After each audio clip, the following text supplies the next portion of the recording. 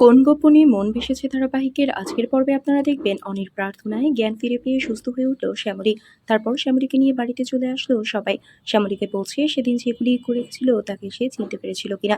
তারপর শ্যামলী মনে করতে থাকে সেদিনের সেই ঘটনা, কারণ সেদিন গুলিগুলো মুখোশ পরা ছিল গুন্ডাগুলো, তাই শ্যামলীর তাদেরকে ভালো করে চিনে উঠতে পারেনি।